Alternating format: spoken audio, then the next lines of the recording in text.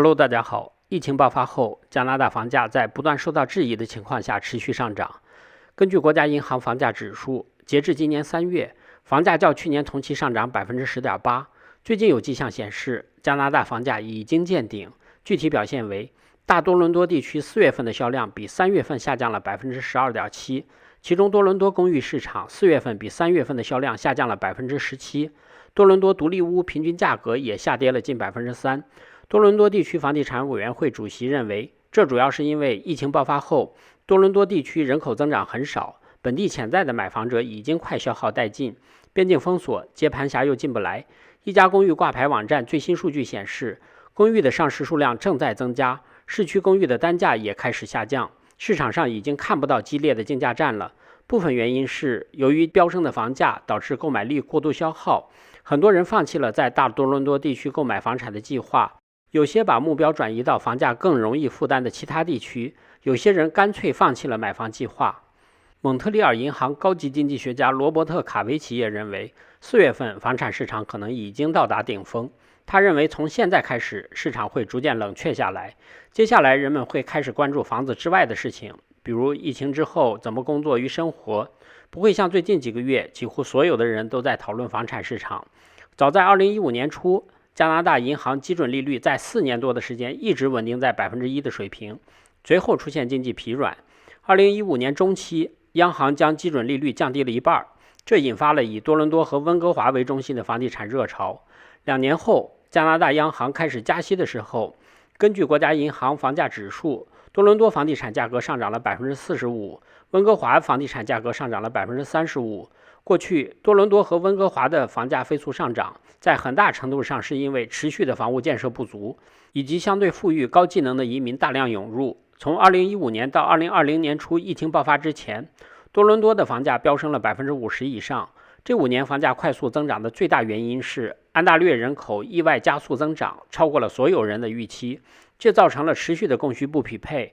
在此期间，安省人口增长近100万人。其中很多人是外国学生和外国临时工人，这个增长幅度甚至超过了官方最乐观的预测。因此，安省的政策制定者未能确保住房供应与人口的涌入保持一致。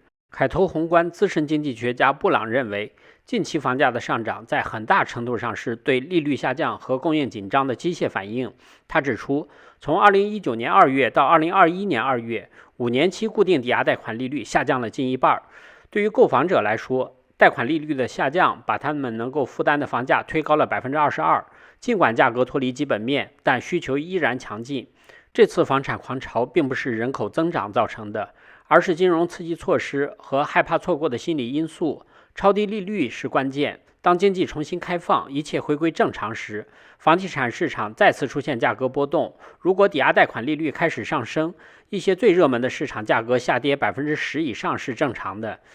加拿大政府和央行一直在力挺房产市场，这一点在最近的联邦预算中已经体现了。预算的海外买家空置税形同虚设，完全不可能为加拿大的房产市场降温，也就是为了装样子罢了。但随着房产市场的狂热，金融系统风险不断上升。先是加拿大金融机构监管办公室提出更严格的抵押贷款测试规定，接着加拿大央行行长蒂夫宣布，最快将在2022年下半年加息。加拿大皇家银行预测，到明年年底不仅会加息，而且会加息2次。基准利率将在2022年第3季度加息25个基点，到年底基准利率将上升至 0.75%。听起来幅度不大，但实际上已经增加了 200%。最近一段时间，各大银行都在持续加息。加拿大皇家银行5年固定抵押贷款利率已经接近 2.7% 了，这是去年6月份以来的最高点。持续加息将会使信贷市场逐步降温。现在，加拿大经济复苏在4月份又遇到了阻力，因为第3波疫情封锁导致失业率上升。4月份共失去了207100个工作岗位，失业率从1个月前的 7.5% 上升至 8.1%。旺季不旺，利率上升，销量下降，供应增加。在这样的经济背景下，加拿大的房产市场即将面临房价下跌。当然，这未必是坏事儿。高房价造成了社会压力，并使人们纷纷搬离大城市。根据加拿大皇家银行的计算，20年前拥有一套独栋住宅的成本占到一个家庭平均收入的 40%，到2020年，购买同样的房子需要花费家庭55%的收入。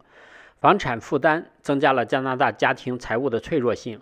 那些在挣扎中偿还房贷的家庭根本无法承受任何意外发生的经济冲击，比如突然要花费一大笔修车款，就会让一个家庭陷入财务困境。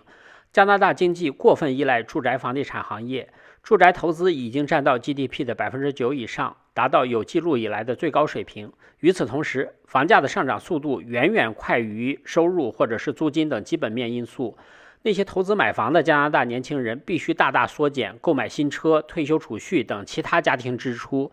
自2019年最后一个季度以来，加拿大家庭积累了超过1480亿加元的储蓄，这些储蓄大部分流入了房地产市场。协同定律告诉我们，当人人都高谈阔论购买股票的时候，正是清仓离场之时；当人人都对市场没有信心的时候，恰恰是入场布局之时。从卖方的角度来看，未来的市场变化大概率会导致房价下跌。作为卖方，应该把握住机会。如果在5月份仍不能卖出自己的房子，很可能就会错过了近几年来最佳的卖方时间。从买方的角度来看，销量下降的时候，供应正在增加，市场正在向着有利于买方的方向发展。在这样的市场，值得我们再观望一段时间。如果你实在急于出手的话，一定要大胆砍价，尤其是在公寓市场。但是要记住一点，绝不要参与竞价战，不然后悔的概率很大。最近有很多人都在讨论要不要把国内的房产卖掉来加拿大买房。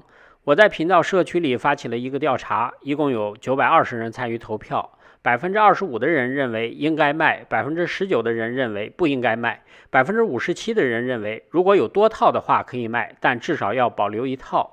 欢迎大家在评论区发表自己的观点。以上就是今天我要给大家分享的内容。我的频道每天都会分享一些加拿大的生活经济、房产资讯，欢迎订阅。谢谢观看，再见。